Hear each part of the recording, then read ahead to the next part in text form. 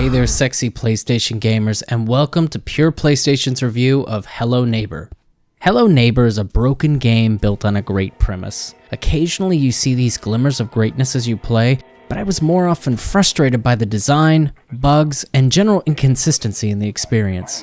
Just like in real life, sometimes avoiding your neighbors is best. The game is set in your typical suburban neighborhood.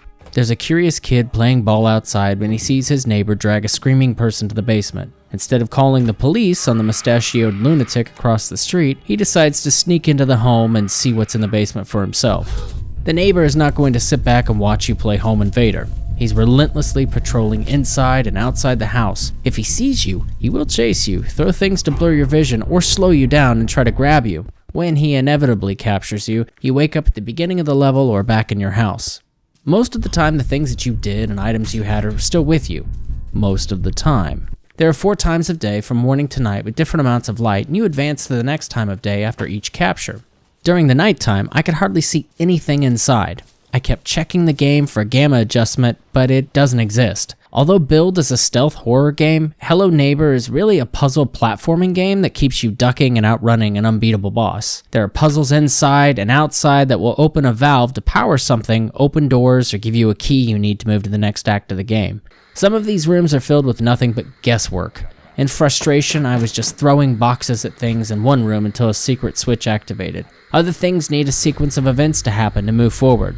A mini-game had me guessing what I needed in my shopping cart to leave a creepy grocery store. It led to a lot of trial and error, and it felt unnecessarily complicated. It could also be that I'm just not very bright, and I've never made a secret of that. The physics in the game made trial and error a chore. I died a lot while trying to land some jumps. If I stacked boxes to reach a higher place, sometimes the box would stack neatly where I wanted. Other times it would fly out of my hand like a catapult, forcing me to begin again. Sometimes I was catapulted away from something I was trying to climb. I often struggled with understanding whether the fault was with what I was trying to do, or if I was continually fighting the game itself.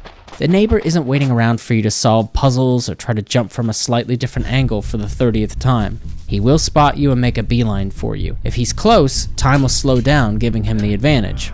This gives you 2 problems. First, you have to go back to where you were before he caught you to finish doing whatever you were trying to do. If you were in a difficult place, it could take a couple minutes. The second problem is that he increases security wherever you keep going. If you keep having to replay the same area, it becomes increasingly difficult.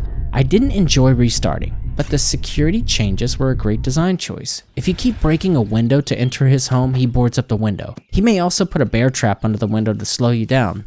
He may put security sensors that make noise when you come too close in areas you frequent. You can overcome all of these issues or ignore some of them, but it was a cool idea. You cannot ignore the glitches in the game. I encountered problems everywhere. I would try to put something like a chair down and have it fall through the floor. It might also make a sound like you put silverware in the blender and wobble across the wall or through a floor. Instead of catching me, the neighbor was stuck in place doing the Running Man dance a few times. Among other places, I was stuck in the wall, forcing me to restart. Sometimes I would survive a fall, and other times I would die immediately from an equivalent distance. I lost items that did not respawn in the lost and found box, and I could not find in the house, forcing me to restart an entire act. Over several acts and a finale, you do see more of the story. There's an effort to communicate a deeper meaning that still has me guessing, and they do all of this with 0 spoken dialogue. Whether they chose this path due to budget or an artistic design choice, it works without beating you over the head. The visuals and music are basic, but they're fine. Once again, more is not needed here. The cartoony design matches a house in which bear traps are used as both decoration and deterrent. The sound cues and music to let you know trouble is coming were very effective. When the game works, it's fun and interesting. For too much of the game, it doesn't work, and that's unacceptable for a title priced at $29.99 US. Between the glitches, bad physics, and confusing design choices, I cannot recommend Hello Neighbor. For more news, reviews, and original commentary, connect with us on Facebook, Twitter, and pureplaystation.com by clicking on the links in the info box. As always, please be sure to like and subscribe so we can bring you more content like this, or even better. But no promises.